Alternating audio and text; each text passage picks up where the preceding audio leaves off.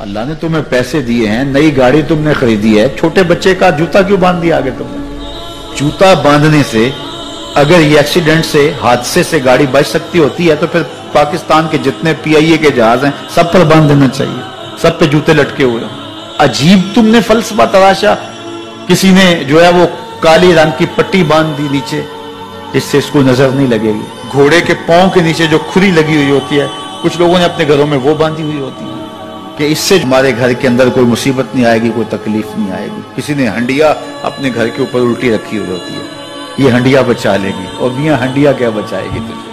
اللہ کے قہر سے کچھ نہیں بچا سکتا. جب تمہارے اوپر کوئی مصیبت نازل ہونی ہے تو کچھ نہیں بچا سکتا. اگر بچنا چاہتے ہو تو پھر اللہ سے استغفار کرو, اللہ تعالیٰ کی تسبیح کرو, اللہ کی تحلیل کرو, میرے حضور پہ درود پڑھو, پھر دیکھنا کہ مصیبتیں ٹلتی ہیں یا نہیں ٹلتی. تو یہ خام خواہ کے رکیے اور یہ عامل لوگ جو ہیں ان کا تو کام یہی ہے. ان کا کام چلتا ہے لوگ ذوف الاعتقادی میں مبتلا رہے اور یہ کہہ دیتے ہیں کہ آپ کے خاندان میں ایک منحوس عورت ہے, یہ اس کا کیا ہوا ہے, تو کوئی نہ کوئی منحوس تو پہلے ہی انہوں نے طے کر رکھی ہوتی ہے, فوراً ذہن وہاں جا کلک ہو جاتا ہے. اس کا نون سے نام شروع ہوتا ہے, اس کا کاف سے نام شروع ہوتا ہے, اس کا جیم سے نام شروع ہوتا ہے, تو پورے خاندان میں کسی کا نام کاف, نون یا جیم سے تو شروع ہوتا ہی ہوگا. یا دوستوں میں تو فوراً ذہن جو ہے ادھر منتقل ہو گیا. اب یہ بابا جی نے بتا دیا ہے, ہاں ہاں ہاں اس نے یہ بات کی تھی, کچھ باتیں یاد آنے لگی. اس کاف سے شروع ہونے والے نام کے ساتھ نفرت پیدا ہو گئی. اس بابے نے نفرت کا کاروبار کیا. اس نے تو 100 روپے 200 روپے لے لیے, لیکن 2 انسانوں کے اندر نفرت ڈال دی. اس کا گریبان کل قیامت کے دن پکڑا جائے گا. ان ملنگوں کے پاس, ان ذوف الاعتقادی کو پھیلانے والوں کے پاس کبھی نہ جاؤ. تمہیں مصیبت پڑی ہے, تمہیں لگ رہا ہے کہ شاید میرے اوپر جادو ہے, تو پڑھو نا سورہ بقرہ, جادو جڑ سے اکھڑ جائے گا. 40 دن اپنے گھر میں سورہ بقرہ پڑھو, برکت ہوگی. کہتے ہیں مولوی صاحب 40 دن تو نہیں پڑھی جا سکتی, 2.5 پارے, ہمیں کوئی تعویذ ہی کرتے ہیں. ہم شارٹ کٹ چاہتے ہیں نا, روزانہ صبح 2.5 پارے سورہ بقرہ پڑھے, یہ تو ہم سے نہیں پڑھی جائے گی. تو آپ کوئی تعویذ ہی لکھتے ہیں. کاروبار میں برکت نہیں, میں کہتا ہوں پڑھو نا سورہ واقعہ, 3 رکوع ہیں, برکت ہوگی. ہم کہتے ہیں ہمیں تعویذ ملنا چاہیے, بس وہ ہم گلے میں رکھ دیں, بٹوے میں رکھ لیں, پرس میں رکھ لیں, اور ہمارا کام ہو جائے, ہمیں کچھ بھی نہ پڑھنا پڑے, ہمیں وضو تک نہ کرنا پڑے, نماز نہ پڑھنی پڑے, اور برکت ہو جائے. ایسے برکت تو نہیں آتی. اس لیے چھوڑو ان کی جان, آؤ قرآن مجید پہ آؤ, آؤ سجدوں پہ آؤ, آؤ دعاؤں پہ آؤ. سحری کے وقت اس کی رحمتیں آواز دے رہی ہوتی ہیں, حل من مسترزقن, ہے کوئی رزق مانگنے والا, اور تم اس وقت سوئے ہوئے سارے دن ٹھوکریں کھاتے ہو. آؤ نا اس وقت جھولی پھیلا کے, ہاتھ پھیلا کے کہو مالک تو جھولیاں بھر دے. تو پھر دیکھنا میرا بیٹا سالم مشرکین کی قید میں ہے اور میں فاقوں کی حالت میں ہوں.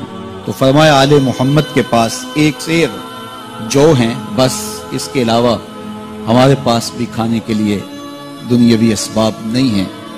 کہا صبر کرو اور اللہ سے ڈرو, اور لا حول ولا قوت الا باللہ کثرت کے ساتھ پڑھو. یہ ایسا وظیفہ ہے, ایک حدیث پاک میں آتا ہے کہ یہ 99 بیماریوں کا علاج ہے. اس میں سب سے کم درجے کی بیماری ہم اور غم ہے. یہ دکھوں کا مداوع ہے, مشکلات کا علاج ہے, اور یہ وظیفہ میرے حضور نے بتایا. حضرت ابو ذر غفاری رضی اللہ تعالیٰ عنہ کو حضور نے 5 چیزیں بتائی تھی. ان میں سے 5ویں چیز یہ تھی کہ ابو ذر کثرت کے ساتھ لا حول ولا قوت الا باللہ پڑھا کرو. فرمایا عرش الہی کے نیچے ایک خاص خزانہ ہے, یہ وظیفہ وہاں سے آیا ہے. یہ زندگی میں معمول بنا لو, جب پھنس جاؤ, مشکلات میں آ جاؤ, تو لا حول ولا قوت الا باللہ پڑھو, اللہ راستے کھولے گا. تو حضور نے 3 چیزیں فرمائی, اللہ سے ڈرو, صبر کرو, اور کثرت کے ساتھ لا حول ولا قوت الا باللہ پڑھو. وہ فرماتے ہیں کہ میں یہ عمل شروع کیا, ابھی گھر میں بیٹھا ہی تھا کہ دروازے پہ دستک ہوئی. تو میں اٹھا کہ دروازہ کھولوں, دیکھوں کہ کون ہے. تو دروازہ کھولا, دیکھا میرا بیٹا کھڑا ہے اور اس کے پیچھے 100 اونٹ کھڑے ہیں. تو میں نے کہا کہ تم اور یہ اونٹ؟ کہا مجھے موقع لگ گیا, میں ان کی قید سے بھاگ آیا. وَيَرْزُقْهُ مِنْ حَيْثُ لَا يَحْتَسِبُ، وہ تمہیں وہاں سے رزق دے گا جہاں سے تمہیں گمان بھی نہیں۔ اس کے ہو کے تو دیکھو، اللہ اکبر، اللہ کے ہو جاؤ تو پھر وہ تمہاری ضرورتوں کا کفیل ہو جائے۔ فرمایا حضرت عبداللہ ابن مسعود رضی اللہ تعالیٰ عنہ نے کہ کسی شخص کو فقر و فاقہ آ جائے تو وہ لوگوں کو بتائے کہ میں آج کل بڑے مشکل حالات میں ہوں، ہر وقت لوگوں کو بتاتا رہے تو اس کی مشکل بڑھے گی، اس کی مشکلیں آسان نہیں ہوں گی اس طرح۔ اور اگر وہ اپنی اس مشکل کو کسی سے شیئر نہ کرے بلکہ مصلی بچھا کے اپنے رب سے کہے کہ مالک فقر و فاقہ آ گیا ہے اور اس کا علاج تیرے پاس ہے، اس مرض کا مداوع تیرے پاس ہے۔ تو حضرت عبداللہ ابن مسعود فرماتے ہیں کہ رسول کریم نے فرمایا جلد یا بدیر اللہ اس کو مالا مال فرما دے۔ یہ بھی کبھی کر کے دیکھو، مشکل آ جائے، فاقہ آ جائے۔ اور قرآن مجید کا دل سورہ یاسین ہے، جس نے ایک مرتبہ سورہ یاسین کی تلاوت کی اللہ 10 مرتبہ قرآن پڑھنے کا ثواب عطا کرے۔ اور کتنا بڑا اجر ہے، آپ ایک سال میں بھی شاید 10 قرآن مجید نہ ختم کر سکیں اور سورہ یاسین پڑھیں تو 10 مرتبہ قرآن مجید پڑھنے کا ثواب نصیب ہوگا۔ تو اپنی صبح کا آغاز سورہ یاسین سے کیا کریں، نماز فجر کے بعد اشراق تک سورہ یاسین پڑھ لیا کریں۔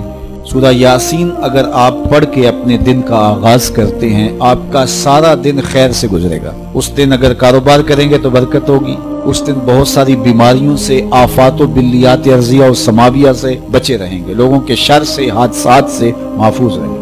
میرے حضور نے ارشاد فرمایا قرآن مجید میں ایک سورت ہے جس کی 30 آیات ہیں، اگر کوئی شخص اس کی تلاوت کرتا ہے تو وہ سورت پڑھنے والے کی شفاعت کرتی ہے، اور اتنی بار شفاعت کرتی ہے کہ اس کو بخشوا کے چھوڑتی ہے۔ وہ سورت کون سی ہے؟ وَهِيَ تَبَارَكَ الَّذِي بِيَدِهِ الْمُلْكُ، یہ سورۃ الملک ہے، 30 آیتیں ہیں۔ جو شخص اس کی تلاوت کرے یہ اتنی بار سفارش اللہ کی بارگاہ میں کرتی ہے کہ اپنے پڑھنے والے کو بخشوا کے چھوڑتی ہے۔ تو اپنے دن کا آغاز سورہ یاسین سے کریں اور اپنی شب کا آغاز سورہ ملک سے کریں۔ سونے سے پہلے سورہ ملک کی تلاوت ضرور کر لیں، انشاءاللہ اس سے رات برکت سے گزرے گی۔ جس نے ایک دن میں 100 مرتبہ سبحان اللہ و بحمدہ پڑھا، کتنی مرتبہ؟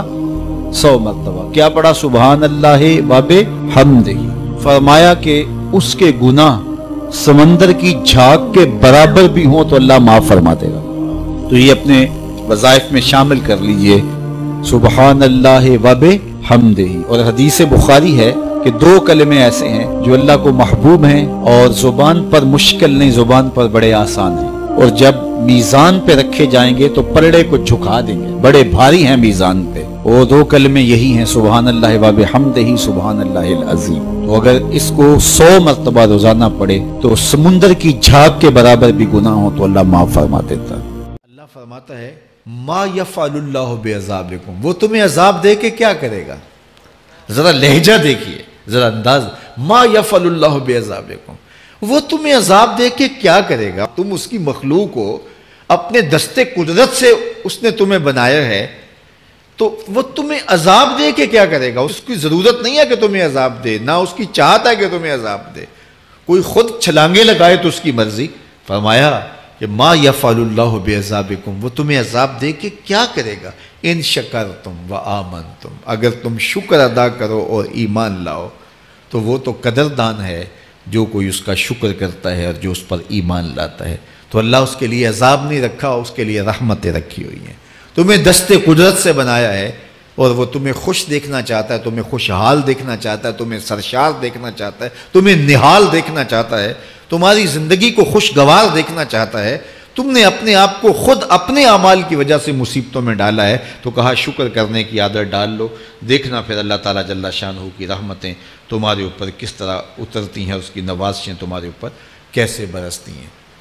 توکل اگر ہم سیکھ جائیں تو توکل ایک ایسی دولت ہے کہ جو خوشحال زندگی کی ضمانت بنتی۔ جب ہم اللہ پر توکل نہیں کرتے اور ہم سمجھتے ہیں یہ سب کچھ ہماری محنت کا نتیجہ ہی ہوگا، اور نتیجہ جب نہیں آتا تو پھر ہم بے چین مضطرب ہو جاتے ہیں، اور جب ہم اس پہ توکل کر لیں تو پھر ہمارا صرف اتنا ہی کام ہے کہ میاں ہم یہ کام کر رہے ہیں، بس یہ حکم، ہم بیج بو رہے ہیں، بس یہ حکم ہے اور بو رہے ہیں، باقی اس پہ بھروسہ ہے، یہ کام اس کا ہے کہ اس نے اس کو اگانا ہے، اس کے اوپر پھل لگانا